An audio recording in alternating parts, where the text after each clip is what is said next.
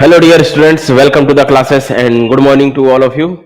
आज हम डिस्कस करने वाले हैं सीजी टेट 2024 का जो मैथ्स का क्वेश्चंस हैं उनको हम यहाँ पर सॉल्व करेंगे। चलिए स्टार्ट करते हैं आज का पहला क्वेश्चन। जो तो अपने को ये पूछ रहा है क्वेश्चन में कि ये दिया हुआ है, इसको अगर हम इससे डिवाइड करेंगे तो क्या मिलेगा, वो किसके इक्वल है बोल रहा है। यानी कि इसको डिवाइड करने पर आपको ये मिलनी चाहिए। तो लॉन्ग कट मेथड क्या है, जो बच्चे ज्यादातर यूज करते हैं, जिन्हें शॉर्टकट नहीं मालूम है वो बच्चे क्या करते हैं, इसको रफली ऐसा डिवाइड करते हैं। जो आप लोग छोटी क्लास में पढ़कर आए हो, जिसको बोलते हैं हम लोग जो है 1+2x को ऐसा डिवाइड करते हैं। ठीक है, तो ये जो मेथड है उसमें टाइम लगेगा। ठीक है, क्या है इसमें टाइम लगेगा। तो हमें जो है शॉर्टकट में चाहिए, तो शॉर्टकट में लाने के लिए क्या कर सकते हो आप, x के जगह कोई रैंडमली वैल्यू पुट करके देख सकते हो। एक तो वो मेथड है। तो अब हम आपको शॉर्टकट सिखाएंगे। सबसे पहला काम ध्यान से समझिएगा, यहां पर मैं बोल रहा हूं कि ये वाले को जो ऊपर पॉलिनोमियल है उसको अगर हम इससे डिवाइड करते हैं तो हमें किसके इक्वल आता है। ठीक है, तो सपोज करो ये दोनों इक्वल, कब आएगा इसके इक्वल, तो आप रैंडमली कोई वैल्यू पुट करके देखो। सबसे बेस्ट मेथड यही है कि आप एक एक वैल्यू पुट करके देखो। मान लीजिए मैंने पुट किया x के जगह 0। क्या पुट किया भाई, मैंने x के जगह 0 पुट किया। तो यहां पर क्या बचने वाला है, यहां पर अगर मैं 0 पुट करूंगा तो ये पूरा 0 हो जाएगा, ये 0 हो जाएगा, ये 0 हो जाएगा, क्योंकि x के जगह सारी वैल्यू 0 हो जाएगी। यहां पर भी 0 हो जा रही, तो क्या बच रही है बच्चों, यहां से 2, यहां से 1, मतलब कि 2 आ रहा है। अगर हम x के जगह 0 पुट कर दे तो हमें जो वैल्यू मिलेगी वो 2 मिलेगी। तो क्या इनमें से भी देख लो कौन सा ऐसा जो है ऑप्शन करेक्ट हो रहा है जिसमें x के जगह 0 पुट करने पे 2 मिलता है। अगर यहाँ 0 0 पुट करते हैं तो 1 आएगा, तो इसलिए ये गलत हो गया, ये नहीं हो सकता। यहाँ पर 0 0 पुट करने पे 2 आ रहा है, 0 0 पुट करने पे 2 आ रहा है। जब आ रहा है तो अभी भाई रुकना है। यहाँ पर 0 0 3 मिल रहा है, मतलब ये भी नहीं होगा। तो ये दो ऑप्शन आपके कट गए। x के जगह 0 रखने पर कभी ये इक्वल नहीं होंगे, क्योंकि ये वैल्यू 2 दे रही है तो यहां भी 2 आनी चाहिए, तो इसीलिए ये ऑप्शन डिस्कार्ड हो गया। ठीक है, अब हम अगेन क्या पुट करेंगे, पुट करते हैं x के जगह 1। अगर हम x की जगह 1 पुट करें तब यहां पर हमें क्या मिलेगा, तो देखते हैं। जैसे ही x की जगह 1 पुट करूंगा तो ये बनेगा 1, मतलब x की जगह 1 1 आ जाएगी, तो ये ऐड हो जाएगी। तो 7 + 7 14 हो गया, 14 + 2 आपका 16, 16 + 2 18, 18 ऊपर में आ चुका है। डिवाइड में 1 + 2, 1 + 2 मीन्स 3, और 3 से इसको डिवाइड करोगे 3 6 जा 18, मतलब अगर मैं x के जगह इसमें 1 पुट करूंगा तो आंसर मुझे 6 मिल रहा है। ओके, तो अब आपके पास जो दो ऑप्शन बचे हुए हैं उनमें भी x के जगह 1 रखने पर आपको क्या मिलना चाहिए, 6 मिलना चाहिए। देखते हैं कौन सा दे रहा है, सेटिस्फाई कर रहा है। x की जगह 1 पुट करना है तो x की जगह 1 पुट करते हैं तो 3 + 2 5, 5 + 2 7 हो जा रहा है, इसीलिए ये ऑप्शन डिस्कार्ड हो गया। यहां पुट करते हैं तो x की जगह 1, तो 1 + 3 + 2, 3 + 2 5, 5 + 1 6, this is a right answer. मतलब हमारा आंसर कौन सा करेक्ट है, सी ऑप्शन करेक्ट है। तो देखिए काफी इजी क्वेश्चन बना सकते हैं इसको ट्रिकी वाइज। अगर आप ट्रिक यूज करोगे तो आराम से क्वेश्चन सॉल्व हो जाएंगे। अब मैं आपको जो बताने वाला हूं ये सेकंड मेथड, सेकंड मेथड को आपको समझना है। अगर मैं बोल रहा हूं कि इसको इससे डिवाइड करना है तो ये आ रहा है, इसका मतलब ये है कि इसका मल्टीप्लाई, ये जो डिनोमिनेटर में दिया हुआ है इसका मल्टीप्लाई इनमें से करने पर आपको ये मिलना चाहिए।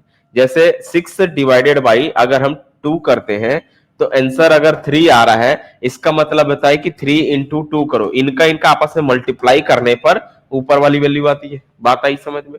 तो हम क्या कर सकते हैं भाई, मतलब इसका इनमें से मल्टीप्लाई करने पर ये वैल्यू बननी चाहिए, बननी चाहिए। तो अब अपन क्या करेंगे, यहां पर ये वाला मेथड यूज करेंगे। देखिए यहां पर क्या है बच्चों, 2x है, मतलब जब हम 1 + 2x का मल्टीप्लाई करेंगे किसी के भी साथ इसमें, तो आंसर ये वाली वैल्यू मिलनी चाहिए, ये जो ऊपर में दी हुई है ये आनी चाहिए, ए आना चाहिए। ओके, लेकिन अब लॉजिकली सोचो, यहां पर जब हम 2x का मल्टीप्लाई सारे टर्म्स में करेंगे, यहां x होने से हर टर्म्स में x बनेगा, हर टर्म्स में क्या बनेगा, x बनेगा। तो x की सबसे मैक्सिमम पावर किस में बन रही है, तो a में मैक्सिमम पावर कितनी है, यहां पर आपको समझना है कि इसमें सबसे मैक्सिमम पावर कितनी है, 3 है।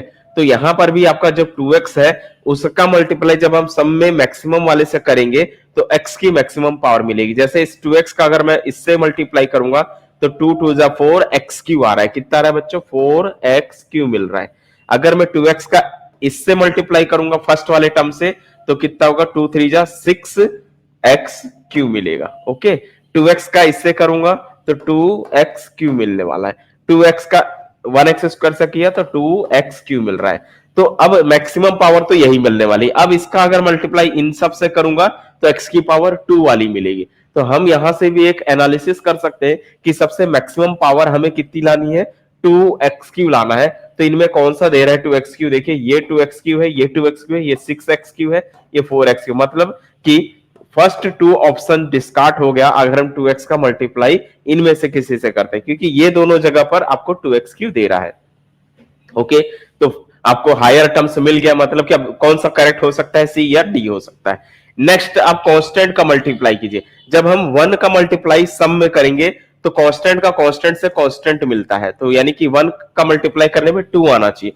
तो अगर मैं 1 का मल्टीप्लाई इनमें करूंगा 1 इंटू 2 तो 2 आ रहा है, यहां करूंगा 1 इंटू 3 तो 3 आ रहा है, इसलिए ये भी गलत हो गया। तो कौन सा करेक्ट हो गया, सी।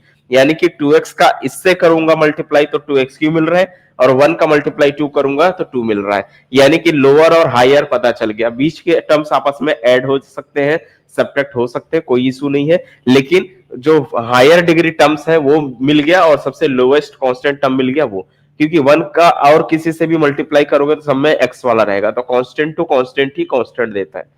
तो ये भी एक मेथड है, आप इसको भी आप एनालिसिस कर सकते हो। ठीक है, तो आपको क्या करना है, इसको नॉर्मली डिवाइड नहीं करनी है। ऐसे अगर क्वेश्चन आते हैं तो आप सिंपली ये ट्रिक अप्लाई कीजिए कि सबसे लोएस्ट और हाईएस्ट मल्टीप्लाई करके देखिए कि क्या बन पा रहा है, कौन सा ऑप्शन कट रहा है। या तो रेंडमली इसमें एक्स की जगह जो छोटे छोटे नंबर है, जैसे एक्स की जगह 0, एक्स की जगह 1, एक्स की जगह -1, इन वैल्यूज को पुट करके देखो, लेफ्ट और राइट इक्वल आना चाहिए। ओके, आई होप आप सभी को समझ में आ गया होगा कि ये जो है इस तरह के क्वेश्चंस को अगर हमें सॉल्व करना है तो हम शॉर्टकट कौन सा मेथड यूज करें। क्लियर है। इसके साथ साथ बच्चों जो है टेस्ट सीरीज भी चालू हो चुकी है, तो आप लोग टेस्ट सीरीज भी उसमें अपलोड हो रहे हैं ऐप में, तो वहां से आप लोग ज्वाइन करके देख सकते हो। बहुत कम बजट में जो है आपको टेस्ट सीरीज मिल रहा है। ठीक है, और जो इस क्लास को लिए हैं सीटेट या सीजीटेट की जो तैयारी कर रहे हैं, जो बच्चे इस क्लास में जो सब्सक्रिप्शन लिए है, उन बच्चों के लिए तो फ्री ऑफ है, फ्री ऑफ कॉस्ट है, कोई टेस्ट का पैसा देने की जरूरत नहीं है। ठीक है, बाकी कुछ इसमें बुक्स भी हैं, वो भी सारे अपलोड हो रहे हैं, नोट्स है। तो ये जो आपका जो सीटेट या सीजीटेट की क्लासेस चल रही, इसमें खास बात क्या है कि आपको जो है पूरा हैंड रिटेन नोट्स, जो कि सबसे बेस्ट क्वालिटी के नोट्स आपको जो है प्रोवाइड कर रहे हैं। ठीक है, कुछ मटेरियल्स भी प्रोवाइड कर रहे हैं, नोट्स है वो सारे जो है पीडीएफ के फॉर्म में आपको वहां पर अवेलेबल हो जाएंगे। साथ में भी लेक्चर चल रही है, जैसे इंग्लिश हो गया, और आपके जो है मैथ्स की क्लासेस चल रही है, उसके बाद फिर हिंदी या सीडीपी लाइक ये सारी चीजें चलेगी।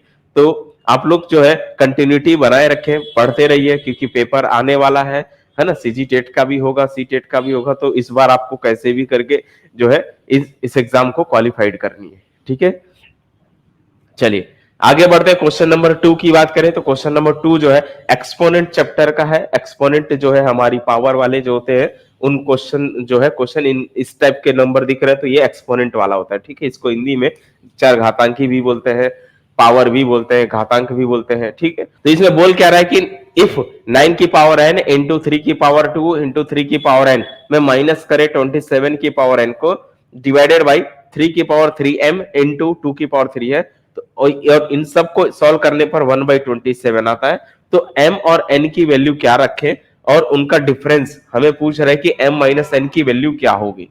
ऑप्शन दिया हुआ है कि दोनों का डिफरेंस 1 होना चाहिए, कि -1 होना चाहिए, कि √3 होना चाहिए, कि रूट में 2/3 होनी चाहिए। ठीक है, तो यहां पर हम सबसे पहले की बात करें तो इसको आपको सॉल्व करने के लिए क्या, थोड़ा सा इसको फैक्टराइज करनी पड़ेगी। 9 है तो सबको 3 की पावर में बनाना है, क्योंकि सब 3 का खेल है। यहां पर भी 27 है तो 3 की पावर में होनी चाहिए।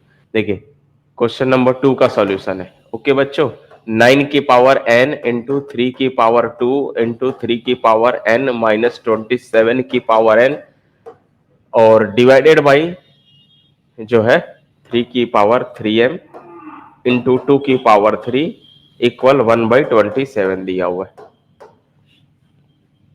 ओके, तो क्या कर सकते हैं, इसको 9 को तोड़ सकते हो 3 का स्क्वायर, 9 को हम लिख सकते हैं 3 का स्क्वायर, तो ये स्क्वायर होने से ये 2n बन जाएगा, तो ये बन जाएगा 3 की पावर 2n। तो आपको क्या करनी है, शॉर्टकट ही यूज करना है ज्यादातर क्वेश्चन में। ठीक है, 2n और ये वाला जो ऐड हो जाएगा इसमें 2n plus 3, 2n plus n हो जाएगा। तो ये जो है आपका ये इनटू में 3 की पावर 2 चलने दो, कोई दिक्कत नहीं है, और माइनस यहाँ पर इसको भी लिखेंगे 3 की पावर 3, 3 की पावर 3 मींस 3 की पावर 3n हो जाएगा ऐसा, डिवाइडेड बाई 3 की पावर 3m चल रहा है, चलने दो, इनटू में 2 की पावर 3 है, चलने दो, इक्वल में क्या है बच्चों 1/27 है। अब यहां पर देखिए 3 की पावर 3n, ये भी 3 की पावर 3 है ना, कॉमन हो जाएगा। जैसे ही हम 3 की पावर 3n कॉमन लेंगे, 3 की पावर 3n कॉमन लिया तो यहां बच गया 3 की पावर 2 मींस 9, 9 माइनस 1 बचा, ठीक है, डिवाइडेड बाई 3 की पावर में 3m हो गया, इनटू में 2 की पावर 3 हो गया, और 2 की पावर 3 मींस कितना होता है बच्चों 8 होता है, ठीक है, 1/27 इधर राइट साइड में चल रहा है। अच्छा, अब बात करें कि यहां पर 9 माइनस 1 कितना होता है बच्चों 8, 8 कैंसल हो गया। हमें जो प्रूफ लानी है वैल्यू वो m माइनस n होनी चाहिए। तो m माइनस n कब बनेगा, जब ये चीजें नीचे आएगी। n माइनस m होता तो इसको ऊपर ले जाता। तो अभी हमें m माइनस n चाहिए, तो देखो यहाँ पर क्या कर सकते हैं, 3 की पावर 3m है, 3 की पावर 3n है, तो इसको नीचे लाओगे तो ये बनेगा 1 में 3 की पावर में 3m माइनस 3n हो जाएगी, ठीक है, और इक्वल में 1/27 चल रहा है, तो 27 को क्या लिख सकते हैं हम, 3 की पावर 3 लिख सकते हैं। तो आपस में देखो ये इक्वल होने से डिवाइड वाला ऊपर भी 1 है, इधर भी 1 है, डिवाइड के फॉर्म में यहाँ भी 3 की पावर है, 3 की पावर है, तो ये पावर इक्वल हो जाती है। पावर मीन्स यहाँ पर जो ये तो 3m माइनस 3n है वो इक्वल हो जाएगा इसकी पावर के। पावर यहाँ पर कितनी है 3 है, सबको 3 से भाग कर दे, डिवाइड कर दे, तो बचेगा m माइनस n इक्वल 1 बचेगा। तो हमें यही तो पूछ रहा था कि m माइनस n की वैल्यू कितनी मिलेगी, तो m माइनस 1 की वैल्यू जो आने वाली है बच्चों कितनी होनी चाहिए, 1 होनी चाहिए, डिफरेंस पूछ रहा था। तो ऑप्शन के हिसाब से फर्स्ट ऑप्शन जो है इसका बच्चों करेक्ट हो जाता है। तो ये था आपका सेकंड क्वेश्चन, ठीक है। आइए आते हैं आगे क्वेश्चन नंबर 3 को बढ़ते हैं। क्या लिखा है, द वैल्यू ऑफ 2 का स्क्वायर, 4 का स्क्वायर, 6 का स्क्वायर एंड सो ऑन 20 का स्क्वायर है, इसका सम पूछ रहा है आपसे कि क्या होगा, ठीक है। तो ये जो है सीरीज का क्वेश्चन है। सीरीज जो हम पढ़े हैं, छोटी क्लास से पढ़ते आ रहे हैं, समांतर श्रेणी एक होती है, एक हरात्मक श्रेणी होती है, एक जो है गुणोत्तर श्रेणी होती है। तो आपके सिलेबस के अकॉर्डिंग अगर हम बात करें तो सिर्फ हरा जो है समांतर श्रेणी और गुणोत्तर श्रेणी से ही रिलेटेड क्वेश्चन बनेंगे, ठीक है, और कुछ स्पेशल ट्रिक वाले क्वेश्चन होंगे। तो समांतर श्रेणी कैसे निकालते हैं वो सारी चीजें जो हम डिस्कस करेंगे क्लासेस में, जब आपका जो है सीरीज का चैप्टर स्टार्ट होगा तब हम बताएंगे। अभी फिलहाल इस क्वेश्चन को बोल रहा है कि सॉल्व करने पर हमें क्या वैल्यू मिलेगी। तो 2 का स्क्वायर, 4 का स्क्वायर, ऐसा नहीं कि अब आपको इसको वैल्यू लिख के ऐड करना है फिर आपको बताना है इसमें कौन सा होगा, वो भी है, कर सकते हैं, बट उसमें टाइम लगेगा। हमारा टारगेट है शॉर्टकट में सॉल्व करना, ठीक है। तो 2 से लेके 20 तक का स्क्वायर का सम, क्वेश्चन नंबर 3 का सॉल्यूशन, ठीक है। क्या पूछ रहा है, सम पूछ रहा है, 2 का स्क्वायर है प्लस 4 का स्क्वायर है प्लस 6 का स्क्वायर है plus dash dash dash plus 20 का स्क्वायर है, ओके। हम क्या करेंगे, यहां पर इसको फैक्टर करेंगे। तो इस 2 को कैसे लिख सकता हूं, 2 इंटू 1 लिख सकता हूं, यस या नो, प्लस 4 को क्या लिख सकते हैं, 2 इंटू 2, यस या नो लिख सकते हैं, प्लस 6 को लिख सकता हूं 2 इंटू 3, पूरे का होल स्क्वायर चल रहा है, चलने दो, एंड सो ऑन चलने दो। यहां पर 2 इंटू 10 लिख सकते हैं इसका स्क्वायर, क्योंकि 10 इंटू 2 क्या होता है बच्चों 20 होता है, ओके। फिर हम जानते हैं भाई कि a इंटू बी की पावर में अगर m है तो इसे हम a की पावर m भी लिख सकते हैं, इंटू b की पावर m भी लिख सकते हैं। ये आपके एक्सपोनेंट के कुछ रूल है। तो ये रूल यहां भी अप्लाई करोगे तो 2 का स्क्वायर होगा इंटू 1 का स्क्वायर होगा, प्लस यहां पर 2 का स्क्वायर होगा इंटू 2 का स्क्वायर होगा, प्लस यहां पर 2 का स्क्वायर होगा इंटू 3 का स्क्वायर होगा, ऐसे चलते चले जाएगा। लास्ट में 2 का स्क्वायर आएगा इंटू 10 का स्क्वायर आएगा। अब सम में देखिए यहां पर आपको कॉमन मिलेगा, सम में 2 स्क्वायर 2 स्क्वायर 2 स्क्वायर कॉमन है, तो ये हम 2 स्क्वायर को कॉमन ले लिए। कॉमन लेने से यहां पर क्या बचने वाला है, 1 का स्क्वायर बच जाएगा, प्लस यहां पर 2 का स्क्वायर बच जाएगा, प्लस यहां पर 3 का स्क्वायर बचेगा, plus and so on dash dash dash 10 का स्क्वायर बनेगा, ओके। यहां तक की चीजें आ गई, एकदम क्लियर हो गई। अब यहां पर मैं एक फॉर्मूला यूज करते हैं जो आपको याद होना चाहिए कि अगर 1 का स्क्वायर 2 का स्क्वायर प्लस 3 का स्क्वायर ऐसे अगर हमें nth टर्म तक गिवन होगा तो इसका जो सॉल्यूशन आता है बच्चों 1 का square 2 square 3 square and so on n square, ठीक है। नेचुरल नंबर 1 से लेके n तक के नंबर का अगर हमें स्क्वायर करके सम करना हो तो इसके लिए हम फॉर्मूला यूज करते हैं n n+1 2n+1 इनटू में रहता है सब, डिवाइडेड बाई 6 होती है। ये है फॉर्मूला। 1 का square, 2 square, 3 square divided S N square. ये नेचुरल नंबर है 1 से लेके n तक, ठीक है। 1 होने चाहिए, 1 2 3 4 लाइक होना चाहिए। तो इसका जो सम होता है बच्चों, वो इस फॉर्मूला से कैलकुलेट किया जाता है। n+1 2n+1/6 होती है, जहां n बताता है कितने नंबर ऑफ टर्म्स है, ठीक है। यहां पर आपको कितने दिख रहे हैं, 1 से लेके 10 तक दिख रहा है। तो हम जो है इसका जो सोल्यूशन निकालेंगे, पहले यहां पर 4 चल रहा है।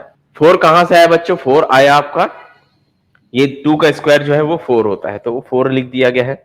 बाकी 1 से लेके 20 तक का यूज करना है, तो n मीन्स आपका कहना है 10 है, फिर 10+1 मीन्स 11 हो जाएगा। 11 फिर 2n है, यहां पर 2n+1, n के जगह 10 रखोगे तो 20+1 21 हो जाता है। और डिवाइडेड बाई क्या करनी रहती है बच्चों, 6 करनी रहती है, ठीक है। तो इसे कैंसिल कर दो, जो है 2 3 जा, 3 से कैंसिल करो, 3 2 जा 3 7, ठीक है, कट गया। 2 से इसको उड़ा दो, 4 को बच गया 2। फाइनली क्या बचा, 2 × 10 × 11, 2 × 10 × 11 × 7 बच रहा है। अब आपको क्या करना है, 10 को छोड़ना है, 2 के सबसे मल्टीप्लाई कर लो, तो ये बनेगा आपका 22, 22 × 7 × 10 बच रहा है। अब 70 जो है 22 का 7 से करोगे तो 7 2 जा 14, और ये 15 हो जाएगा, ठीक है। और इनटू में जब हम 10 से मल्टीप्लाई करेंगे तो लास्ट में 0 आ जाता है। तो फाइनली 1540 आपका करेक्ट आंसर आता है, ठीक है। तो हम बात करें, देखें ऑप्शन कहां पर है, ऐसा कोई ऑप्शन है भी कि नहीं है। तो इनका जो सम है वो 1540, जो कि डी ऑप्शन करेक्ट होता है। तो देखिए इजी प्रोसेस कैसे है बनाने का, ये हम सीख रहे हैं, ठीक है। आते हैं नेक्स्ट क्वेश्चन में। यहां पर क्या लिखा है बच्चों, इफ 2x + 3y की वैल्यू है 8 और x × y की वैल्यू है 2, तो हमें पूछ रहा है वैल्यू बताइए कि भाई 8x³ + 27y³ किसके इक्वल आएगा। ओके, तो यहां पर अगर आप ध्यान से देखो, लॉजिकली इसमें रिलेशन समझना है भाई। यहां पर a + b है 8, यहां पर a.b है टाइप का, और यहां पर 8x³ और 27y³ है।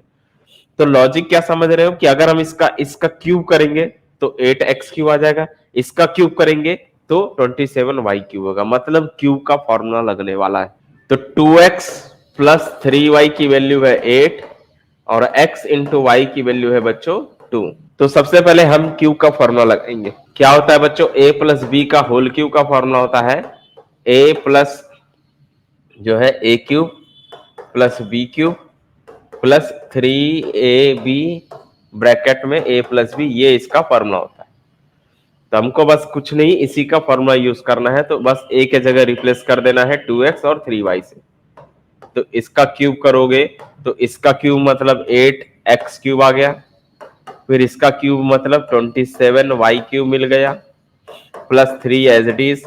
एक्स वाई की वैल्यू यहाँ पर a और b के जगह बच्चों, a के जगह आपका 2x है, तो यहाँ पर क्या आ जाएगा 2x हो जाएगा, इनटू में b मीन्स 3y, और ब्रैकेट में 2x + 3y। तो ये मैंने रिप्लेस कर दिया a और b को 2x + 3y से। करने के बाद यहां पर सबकी वैल्यू गिवन है, इसकी वैल्यू दी हुई है 8, तो 8 का क्यूब हो गया। इक्वल में ये नहीं, इसी की वैल्यू तो फाइंड करनी है, तो ये नहीं दिया है। यहां पर अगर नंबर को मल्टीप्लाई करें तो 3 2 जा 6, 6 × 3 18 हो गया, 18xy आ गया, और ब्रैकेट में 2x + 3y, उसकी वैल्यू भी 8 है। 2x + 3y की वैल्यू है 8, और यहां पर जो xy है इसकी वैल्यू है 2। तो ये नंबर्स पूरे इधर आएंगे तो माइनस हो जाएगा, तो 8 का क्यूब माइनस ये वैल्यू आएगी 18 × 8 इंटू, और एक्स वाई की वैल्यू 2 है बच्चों, ओके। और इक्वल में बचेगा 8x³ + 27y³। हमें यही तो चाहिए, तो इस वैल्यू को इधर लाया, माइनस हो गए। अब यहां से हम क्या कर सकते हैं, अगर हम और चाहे तो करना है तो 8 का क्यूब भी कर सकते हैं, बट उसमें इन सबको मल्टीप्लाई करके माइनस करने में टाइम लगेगा, तो हम शॉर्टकट यूज करते हैं ज्यादातर। तो यहां पर हम क्या कर सकते हैं, 8 को कॉमन ले सकते हैं यहाँ पर, ओके। यहां मैं अगर 8 को कॉमन लूंगा तो 8 का स्क्वायर बचेगा, 8 का स्क्वायर आराम से निकाल सकते हो 64 होता है, माइनस इसमें 8 निकल गया तो 18 × 2 36, ये हो जाएगा, छोटा नंबर बन गया।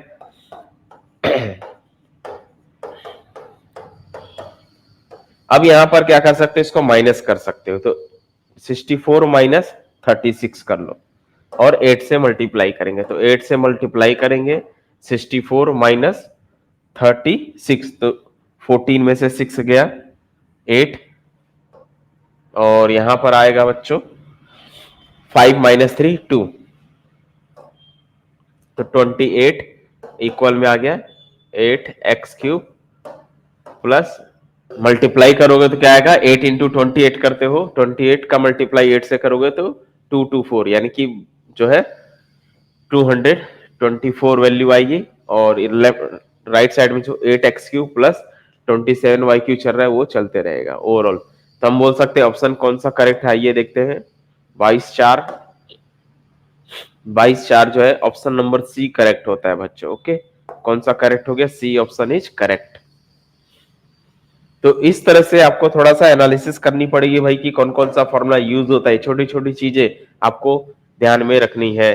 क्वेश्चन नंबर 5, आइए देखते हैं क्वेश्चन नंबर 5 क्या कह रहा है। ये भी सीरीज का ही क्वेश्चन है, बोल रहा है सम ऑफ nth टर्म, आपको इसको nth टर्म तक का जोड़ना है, ऐड करना है सीरीज को, ठीक है। और सीरीज क्या क्या दी हुई है, 1/2 है, 3/4 है, 7/8 है, 15/16 है। तो इनका सम जो है n के फॉर्म में बताना है कि क्या आएगा, क्योंकि nth टर्म तक जा रहे हो ना, तो n टर्म तक जा रहे हो तो n के फॉर्म में आएगा इसमें, ठीक है। तो सबसे पहले 1/2 है, ओके। नेक्स्ट नंबर जो है आपका 3/4 है, 7/8 है, 15/16 है। ऐसे जाना है कहां तक का बच्चों, nth टर्म तक, nth टर्म तक का सम निकालना है, ओके। तो यहां पर देखिए एपीजीपी के मेथड से जाएंगे तो काफी टाइम लगेगा यहां समझने में, और यहां पर ऐसे डायरेक्टली बन नहीं रहा है। तो क्या लॉजिक लगा रहे हैं, लॉजिक ये देखिए, यहां पर 2 है तो यहां 1 है, जस्ट इससे एक माइनस है, इससे जस्ट एक कम है, इससे जस्ट एक कम है, इससे जस्ट एक कम है, यानी कि ऊपर में क्या है n-1 है ना, नीचे में मतलब जो वैल्यू है उससे एक कम है। तो अगर यहाँ 2 है तो यहाँ पर 2-1 हो रहा है, यहाँ 4 है तो 4-1 है, यहाँ पर 8 है तो 8-1 है। 2 की पावर n के फॉर्म में, तो 2 की पावर 1, 2 आएगा, 2 की पावर 2 मीन्स ये, 2 की पावर 3 मीन्स ये, है ना, इस तरह से चल रहा है। और इसमें जो है आपका क्या आ रहा है, -1 है, एक एक कम करने पर आपको ये वैल्यू मिल रही है। तो ये एक टर्म्स का बन पा रहा है, मतलब अगर हम इसका nth टर्म निकालेंगे, इसका अगर कोई पूछे सिर्फ ओनली nth टर्म बताइए, तो इसका nth टर्म जो बनने वाला है वो 2 की पावर n -1 और डिवाइडेड बाई 2 की पावर n बनेगा, ये nth टर्म है, ठीक है। हमें इसका सम निकालना है, ना कि nth टर्म निकालना, हमें nth टर्म नहीं निकालना, हमें इन सभी का सम निकालना है। तो क्या कर सकते हैं, तो इसको हम लॉजिक क्या कर सकते हैं, 1-½ कर सकते हैं, एक एक कम कर दो, क्योंकि एक कम है सम में, है ना, तो इसको 1 - 1/2 लिख सकते हो, आएगा यही। यहां पर भी क्या कर सकते हो, सबको 1 से माइनस कर दो, 1 माइनस, और क्या लिख दो, 1/4 लिख देना, ऊपर का नंबर हटा देना है, 1/4 सॉल्व करोगे, देखो 4 - 1 3 हो जा रहा है। तो आपको ऊपर के नंबर को क्या कर देना है, हटा देना है, हटाने के बाद इसको 1 माइनस कर देना, तो वो सेम आएगा, तो 1 - 1/8 कर दो, इसको लिख सकता हूं 1 - 1/16 लिख सकता हूं। ऐसे हम चलते चले जाएंगे nth टर्म। तो इसको और आगे अगर आप बढ़ते हो तो क्या बनेगा, nth टर्म तक जाएंगे तो 1 - 1/2 की पावर, देखिए यहां पर चल रहा है 2 की पावर 1, 2 की पावर 2, 2 की पावर 3, 2 की पावर 4, 2 की पावर n चलेगा, ऐसा nth प्लेस पर जाएंगे तो 1 - 2 की पावर n लिखाइए। अगर हम इसके सबके फर्स्ट टर्म को अलग कर ले, पहला 1, फिर ये सेकंड 1, फिर लास्ट थर्ड 1, ऐसे चलते चले जाए +1 लास्ट वाले तक का, ये पूरे nth टर्म तक का यूज कर ले, nth प्लेस तक का, तो ये अलग हो जाएगा, ओके। तो यहां पर हम 1 को जितनी भी बार ऐड करते हैं वैल्यू उतनी आती है। जैसे 1 को अगर मैं आपको बोलूंगा कि 1 को 5 बार जोड़िए तो क्या आएगा आंसर, तो 5 आएगा, 1 + 1 + 1 + 1 प्लस करते जाओगे 5 बार तो 5 आएगा, 6 बार बोलूंगा तो 6 आएगा। तो ऐसे nth टर्म तक जोड़ेंगे तो क्या आएगा, n आएगा, मतलब यहां पर आंसर कितना आ गया, n आ गया। माइनस यहां से सबसे आप चाहो तो 1/2 कॉमन ले लो, ठीक है। तो अगर मैं 1/2 सब में से कॉमन ले लिया, ठीक, तो यहां पर क्या बचेगा बच्चों, 1, यहां पर 1/2, ओके, यहां पर 1/2 की पावर 2, 4 बचेगा क्योंकि 2 कॉमन ले लियो, तो 1/2 का स्क्वायर, ऐसे चलते चले जाएगा। यहाँ पर एक कम हो जाएगा, 2 की पावर n माइनस 1 हो जाएगी। अगर आप नहीं भी कॉमन लेते तो भी चलेगा, कोई दिक्कत नहीं है, तब भी आंसर आ सकता है, 1/2 की पावर n ही रहने देंगे, ठीक है।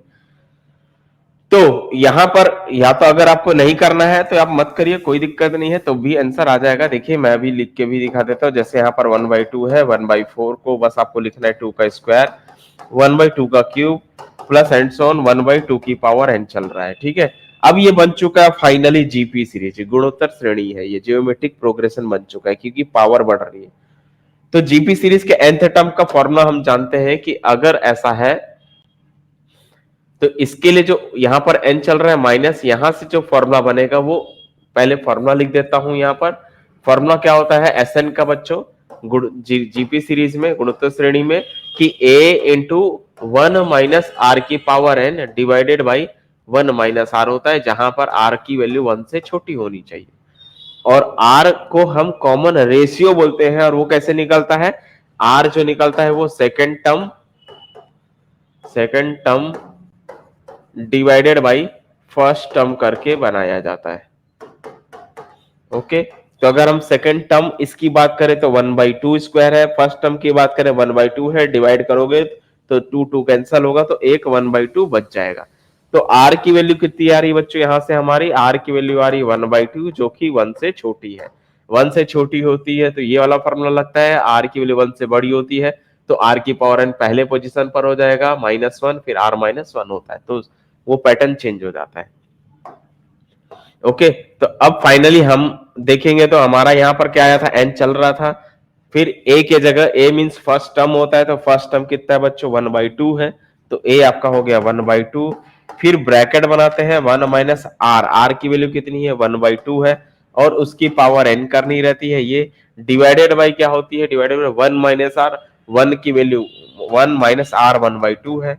ये ओवरऑल अगर आप देखोगे तो ये 1/2 ही आएगा, एक में से हाफ गया हाफ होगा, तो क्या हो जाएगा फाइनली यहाँ पर ये n माइनस, अब जो सॉल्यूशन आ रहा है वो n माइनस 1/2, यहाँ पर 1 माइनस 1/2 की पावर n चल रहा है, इसको चाहो तो 2 की पावर माइनस n लिख सकते हो, डिवाइडेड में 1 माइनस हाफ मतलब 1/2, ये कट गया, बचा यहाँ पर n माइनस ब्रैकेट में 1 माइनस 2 की पावर माइनस n, माइनस अंदर दोगे तो ये बनेगा n माइनस 1 प्लस 2 की पावर में माइनस n, तो फाइनली हमें क्या मिला 2 की पावर माइनस n, फिर प्लस का n और माइनस का 1, ये हमारा आंसर आ रहा है। तो देखिए ऑप्शन कौन सा करेक्ट है, 2 की पावर माइनस n और प्लस n है, ठीक है, तो 2 की पावर माइनस n है, फिर जो है आपका प्लस n माइनस 1, ऑप्शन के हिसाब से देखें तो डी ऑप्शन करेक्ट होता है, ठीक है, बीच में प्लस n था, देखिए बीच में n है, कांस्टेंट -1 है, तो हम बोल सकते हैं हमारा कौन सा करेक्ट हो गया, 2 की power minus n plus n minus 1, D option इसका करेक्ट होता है। तो ये था क्वेश्चन नंबर 5 का सॉल्यूशन। आगे बढ़ते हैं, क्वेश्चन नंबर 6 जो है बच्चों कहां से क्वेश्चन पूछा, अब ये रेशियो वाले टॉपिक से क्वेश्चन पूछा है। इसमें क्या बोलता है कि the ratio of age of Ramesh and Suresh का रेशियो, रमेश और सुरेश की जो एजेस है उनका एज का जो रेशियो है वो 4:5 के फॉर्म में। फिर बोलता है आफ्टर 12 ईयर्स, 12 साल बाद इनका रेशियो जो है ये हो जाता है, क्या हो जाता है 5:6 हो जाता है, विल बिकम 5:6, मतलब 5:6 के फॉर्म में आ जाते हैं लोग। तब बताना है कि प्रेजेंट एज ऑफ सुरेश का बताना है, प्रेजेंट एज कितनी होगी, तो 4-5 शॉर्टकट क्या बनेगा बच्चों, ये 4x बनेगा, ये 5x बनेगा, और उसमें 12 साल बाद जोड़ देंगे। तो शॉर्टकट अगर आप देखोगे तो कई सारे शॉर्टकट हैं, उनको हम सीखेंगे यहाँ पर। पहला मेथड ये है 6 का सॉल्यूशन कि 4:5 दिया तो 4x/5x हो जाएगा, 12 साल बाद बोल रहे तो 12 ऐड कर देंगे दोनों में, और एक नया रेशियो बन जाता है 5:6 हो जाता है। अब इनको सॉल्व करके x की वैल्यू निकाल लो, तो सॉल्व कैसे होगा, तो आप इसको क्रॉस मल्टीप्लाई करोगे, क्रॉस मल्टीप्लाई करेंगे तो 6×4 = 24, x प्लस 12 × 6 72, ओके, इक्वल में 5 का मल्टीप्लाई किया 25x, और प्लस 5 × 12 करते हो तो 60 आता है। नॉर्मली 25 में से 24 गया, एक एक्स आ जाएगा, और 72 माइनस 60 होगा तो आपका 12 आएगा। तो क्या आया, 12 साल बाद भी एक्स की वैल्यू 12 ही आ रही है। तो हमें क्या बोल रहा था, एज ऑफ सुरेश बताना है। तो age of Suresh, present age of Suresh कितना था बच्चों? सुरेश का था 5x, रमेश का था 4x, तो 5x लिखेंगे, यानी कि 5 इंटू 12 करेंगे, और जो कि आएगा 60 ईयर्स, 60 साल का परसेंटेज है। तो ये निकालने का एक ये मेथड है। शॉर्टकट मेथड आपको क्या है, डायरेक्ट क्वेश्चन में ही बता देता हूं। शॉर्टकट मेथड भी, वो भी जरूरी है कहीं ना कहीं आपके लिए। देखिए 60 साल आ रहा है, तो डी ऑप्शन करेक्ट हो रहा है इसका भी। अब अगर गलती से ऐसे क्वेश्चन अगर आते हैं एग्जाम में, तो आप ये देखना इनके बीच में गैप कितना है। इनके बीच में गैप 1 का गैप है, इनके भी बीच में गैप 1 का गैप है। अगर गैप 1 का गैप हो गया तो जितने साल बोलेगा एक्स की वैल्यू उतनी ही आएगी। तो आपको क्या करना है, अगर रमेश का बोलेगा तो 12 को 4 से मल्टीप्लाई करोगे, सुरेश बोलेगा तो जो है 12 को 5 से मल्टीप्लाई कर देना। ठीक है, इनके बीच में डिफरेंस 1 का होना चाहिए। जैसे ये 4 से 5 है तो 5 to 6 हो गया, तो इनके बीच में जो गैप है वो कितने का हो गया, 1 का होने से, इसलिए ये करना कंसेक्यूटिव होने चाहिए। जैसे 4 से 5 है तो 5 to 6 ऐसा, और इनके बीच में गैप कितने का है, 1 का गैप है, इसलिए। ठीक है, आगे नेक्स्ट में जब मैं ये रेशियो चैप्टर सिखाऊंगा तब वहां पर आपको और शॉर्टकट ट्रिक्स बहुत सारे टाइप बताऊंगा कि इस टाइप का होगा तो कैसे सॉल्व करेंगे, है ना। शॉर्टकट ट्रिक को सीखेंगे। जैसे ये पहला शॉर्टकट बताया कि अगर 4 से 5 है, 5 से 6, बीच में एक एक का गैप है, तो जितनी वैल्यू आ रही है उसको जितने साल बोलेगा उसको उससे बस मल्टीप्लाई कर देना है।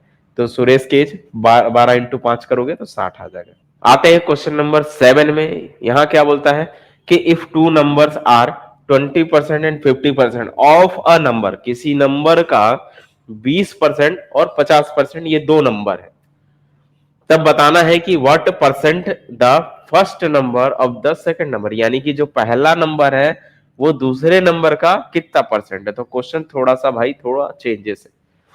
पहले बोल रहा है कि किसी कोई नंबर दिया है उसका आपको 20% निकालना है, उसका आपको 50% निकालना है।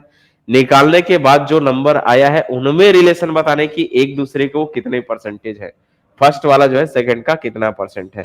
तो ऐसे क्वेश्चन को सॉल्व करने का क्या ट्रिक है, आप 100 लेके चलो। और फॉर नंबर बोला है तो सबसे पहले नंबर ले लो आप। क्या सबसे इजी मेथड है कि नंबर आप ले लो, 100 कंसीडर कर लो, और 100 का 20% कितना है तो होता है, और 50% कितना होता है। तो 100 का 20% 20 ही होता है, और 50% आपको 50 ही होता है। फिर आपको इसके बीच में रिलेशन बताना है कि भैया ये जो है फर्स्ट नंबर जो है ये सेकंड नंबर है, तो फर्स्ट नंबर जो है सेकंड नंबर का कितना परसेंट है, यानी कि 20 पूछ रहा है, 50 का कितना परसेंट है, हाउ मेनी परसेंट। तो आपको क्या करना है, तो जैसे मेरे को नहीं मालूम है कि ये कितना परसेंट, तो मान लो एक्स परसेंट है, मान लो क्या है एक्स परसेंट है, तो 50 का एक्स परसेंट जो है 20 आना चाहिए। मतलब ऐसा बोल रहे कि 50 का कितना परसेंट 20 है, तो क्या करेंगे 50 लिखेंगे, एक्स लिखेंगे, परसेंट मतलब डिवाइड में 100 हो गया, बराबर में 20 हो गया। ये 0 से 0 कट गया, 5 से कटा 2 बार में, x/2 2 इधर गया, तो ये बनेगा बच्चों x की वैल्यू 2 इंटू 2 40%। ठीक है, मतलब x जो है वो कितना आ रहा है, 40 आ रहा है, मतलब कि 40%। ये जो है आपका 20 जो है वो 50 का 40% है। समझ आया, तो 20 इज अ 40% ऑफ 50, 50 का वो 20 जो है 40% निकालोगे 50 का तो 20 मिलेगा आपको। तो ये रिलेशन पूछ रहा था इसमें कि कितना परसेंट है, तो सी ऑप्शन करेक्ट होता है कि जो फर्स्ट नंबर है वो सेकंड नंबर का 40% है। ओके,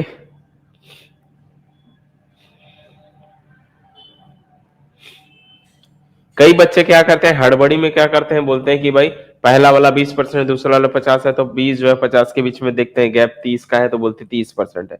30% नहीं होगा, वो 40% होता है। ठीक है, तो ऐसे थोड़ा सा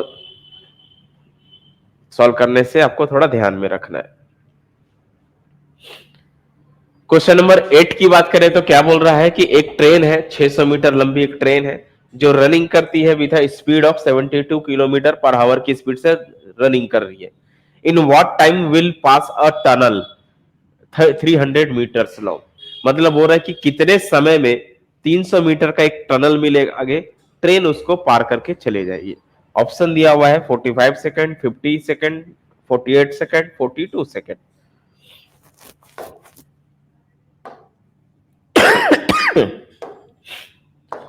तो इस क्वेश्चन को समझने के लिए आपको ये समझना पड़ेगा, 8 नंबर का सॉल्यूशन है। ठीक है, ये आपको क्या है, टनल है। यहां पर अगर हम बात करें तो ये क्या है, टनल है। ठीक है, टनल की लंबाई कितनी है बच्चों, 300, 300 मीटर है। ठीक, अब एक ट्रेन है जो 600 मीटर लॉन्ग है, लंबी ट्रेन है 600 मीटर की, वो इस टनल को कितने समय में पार करेगी। मतलब ट्रेन की जो 600 है वो पूरा ऐसे जब तक पार नहीं हो जाता तब तक हम मानेंगे नहीं कि वो नहीं पास हुआ, मतलब ये ट्रेन है। ये आपका ट्रेन हो गया और इसकी लंबाई कितनी है, 600 मीटर। 600 मीटर की लंबी एक ट्रेन है। बात समझिएगा, ट्रेन जब तक पूरा पीछे से क्रॉस नहीं हो जाती है तब तक हम नहीं बोलेंगे कि टनल पार हुआ। ऐसा नहीं कि सिर्फ इंजन पास हो गया तो हम बोलेंगे ट्रेन पार हो गई, नहीं, वो टनल पार तब कहलाता है पूरा कंप्लीटली जब ट्रेन पूरा आगे इसके निकल जाती है। तो यहां से यहां तक का ट्रेन कवर करेगा, प्लस ये भी कवर कर रहा है साथ में। तो ओवरऑल अगर हम डिस्टेंस की बात करेंगे तो कितना हो गया बच्चों, 300 और 600 मतलब 900 मीटर जो है टोटल डिस्टेंस बनेगा। समझ पाए? तो एक ट्रेन है 600 मीटर, टनल है, टनल मीन्स कोई प्लेटफॉर्म हो सकता है ऐसा, वो 300 मीटर है। इसको पार कर में कितना समय लगेगा, तो टोटल डिस्टेंस मिल चुका। ठीक है, टोटल डिस्टेंस मिलने के बाद अब हम क्या करेंगे, इसकी स्पीड दी हुई, स्पीड कितनी है, स्पीड जो है 72 किलोमीटर पर आवर है। तो इसको ये मीटर में दिया हुआ है तो मीटर में बदलने के लिए इसको चेंज करनी पड़ेगी। तो 72 कभी भी याद रख लो, जब भी मीटर पर सेकंड में जाते हैं किलोमीटर से तो 5/18 से भाग करते हैं, तो ये मीटर पर सेकंड में बदल जाता है। किलोमीटर को, किलोमीटर पर हावर को जब भी हम चेंज करते हैं मीटर पर सेकंड में तो 5/18 से डिवाइड करनी पड़ती है। ठीक है, तो इसको काट दो, 6 से काटो, 6 3 जा 18 और 6 1 जा 6, 2 बचा, 6 2 जा 12 हो गया, 3 से काटा 4 हुआ, 5 चौक 20 हो गया, यानी कि 20 मीटर पर सेकंड। मीटर के हिसाब से देखोगे तो 20 मीटर पर सेकंड चल रही है, किलोमीटर के हिसाब से देखेंगे तो 72 किलोमीटर पर आवर चल रही है ट्रेन। इतना होने के बाद अब आपको टोटल डिस्टेंस मालूम, टोटल टाइम मालूम। स्पीड बराबर क्या होता है बच्चों, स्पीड बराबर होता है डिस्टेंस अपॉन टाइम। ओके, तो यहां पर हमें स्पीड दी हुई है कितनी है, 20, डिस्टेंस दिया हुआ है 900, टाइम फाइंड करना है तो टाइम ऊपर गया। ठीक है, ये 0 से 0 कट गया तो टाइम ऊपर गया, टाइम इक्वल 90/2 हो जाएगा। 2 से काटोगे तो टाइम मिल गया बच्चों 45 सेकंड।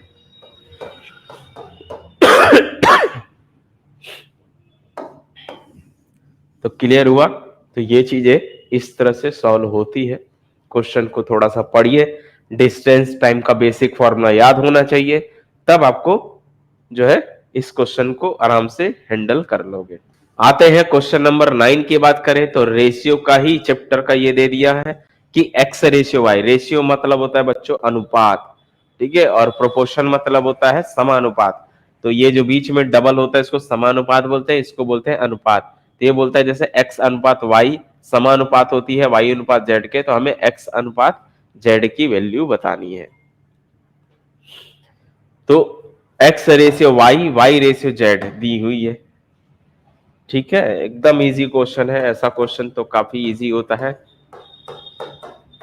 एक्स रेशियो वाई और proportion to Y ratio Z, इसका क्या मतलब है कि ये डिवाइड में आ जाता है, ये इक्वल बन जाता है। ऐसा क्रॉस मल्टीप्लाई करते तो वाई का स्क्वायर इक्वल एक्स जेड आ जाता है। ये हमारे पास एक रिलेशन मिल गया कि भाई वाई स्क्वायर किसके बराबर है, एक्स जेड के। हमें जो बताना है वो है क्या है, एक्स रेशियो जेड पूछ रहा है। क्या पूछ रहा है बच्चों, हमें एक्स रेशियो जेड पूछ रहा है। ओके, तो यहां पर हम बात करेंगे कि एक्स रेशियो जेड पूछ रहा है, इसकी वैल्यू क्या होगी, तो इसको भी रेशियो में बनाएंगे। रेशियो का मतलब होता है बच्चों डिवाइड में डालना है। अब x डिवाइड z है, ठीक है। आगे नेक्स्ट स्टेप में क्या कर सकते हैं, x के साथ अगर z होता तो ये y में बन जाता। तो both side multiply, both means numerator and denominator में क्या कर लो, z से गुणा z से भाग कर लो, ऐसा। ऊपर बन गया x z, नीचे बन गया z का स्क्वायर, और x z को हम बोलते हैं y स्क्वायर। क्या बन गया यहाँ पर, y का स्क्वायर, यहाँ z स्क्वायर। मतलब x रेशियो जो z है वो इक्वल आ रहा है Y square ratio Z square की। और अगर हम ऑप्शन की बात करें तो एक भी जो है ऑप्शन में नहीं मैच कर रहा है, Y square ratio X square है, तो कोई भी ऑप्शन मैच नहीं कर रहा है, तो ये क्वेश्चन रॉन्ग था, ऑप्शन रॉन्ग था, ठीक है। जब आया था ये क्वेश्चन तो ये जो है, तो अगर क्वेश्चन रॉन्ग होते हैं तो या तो आपको मार्क्स दिए जाते हैं या तो पूरे में से सबका नंबर काट देते हैं 1 मार्क्स के जो भी रहते हैं, ठीक है। तो फिलहाल इसका कोई भी ऑप्शन करेक्ट नहीं था, लेकिन आंसर क्या है, Y square ratio Z square है, तो Y square ratio Z square होना चाहिए था, यहाँ पर एक्स स्क्वायर दे दिया था, तो ये ऑप्शन भी रॉन्ग है, बाकी सारे ऑप्शन भी इनकरेक्ट है। आते हैं लास्ट क्वेश्चन नंबर 10 की। लास्ट क्यों बोल रहा हूं, 1 से 10 तक ही क्वेश्चन जो आए थे उनको हम सॉल्व कर रहे हैं पेपर 2 के, ठीक है। बाकी क्वेश्चन को नेक्स्ट क्लास में देखेंगे, ठीक। तो क्या बोला है, if purchasing price of 60 book is same as selling price of 40 books then the gain percent will be. Question क्या कह रहा है भाई, मतलब 60 बुक का जो कॉस्टिंग प्राइस आपने खरीदा है जितने में, उसका जो प्राइस है वो सेम है किसके, 40 बुक के सेलिंग प्राइस के, जो आपने बेचा है 40 बुक को उसके इक्वल आ गया 60 बुक, मतलब आपके पास अभी भी 20 बुक बची है। प्रॉफिट तो आ चुका है, हो चुका है। कैसे, आपने 60 बुक खरीदा, 40 बुक बेच दिया, तो जो 60 बुक का जो कॉस्ट पड़ा था वो 40 बुक को बेचने से निकल गया, मतलब दोनों का सेम है। तो आपसे पूछ रहा है कि कितना परसेंट का प्रॉफिट हो रहा है, तो आपको बताना है कि इसमें 40%, 45%, 55%, 50%, कितना परसेंट का प्रॉफिट हो रहा है, ठीक है। ये पता कर रहे हैं। तो भाई अपने पास 20 बुक तो बची है ना, 20 बुक्स तो बचे हैं, तो जब बेचेंगे तो प्रॉफिट ही बनेगा कहीं ना कहीं। तो बट ऐसे क्वेश्चन को सॉल्व करने का क्या ट्रिक है, एकदम सिंपल, ठीक है। क्या करना है, कॉस्ट प्राइस किसका बच्चों, 60 बुक का, 60 बुक का कॉस्ट प्राइस इक्वल है selling price, selling price means बेचना, बेचने का कितने का, 40 बुक के सेलिंग प्राइस के इक्वल आता है कॉस्ट प्राइस, सेम है दोनों का। आपको क्या करना है, सेलिंग प्राइस को और कॉस्ट प्राइस को नीचे डालना है, तो ये जो है 60 के अपॉन में आ जाएगा 40 और इक्वल में आ जाएगा सेलिंग प्राइस के अपॉन में कॉस्ट प्राइस आ जाएगा। यहां से कटेगा तो ये 3/2 हो रहा है, 0 0 कट गया, 3/2 इक्वल में selling price upon cost price. Cost price होता है मतलब बच्चों खरीदना है, और सेलिंग प्राइस का मतलब होता है बेचना है। तो कॉस्ट प्राइस, ये जो रेशियो बता रहा है कि कॉस्ट प्राइस जो है अगर 2 यूनिट है, ठीक है, तो सेलिंग प्राइस कितना है, 3 यूनिट है। क्लियर है, 2 यूनिट मतलब 2 यूनिट अगर आप खरीद रहे हो तो सेलिंग प्राइस कितना हो रहा है, 3 यूनिट, 3 यूनिट आ रहा है। इनके बीच में जो गैप है वही तो प्रॉफिट है। प्रॉफिट कितने का हुआ, मतलब 1 यूनिट का। भाई खरीदा 2 बेचा 3, तो 1 का प्रॉफिट हुआ।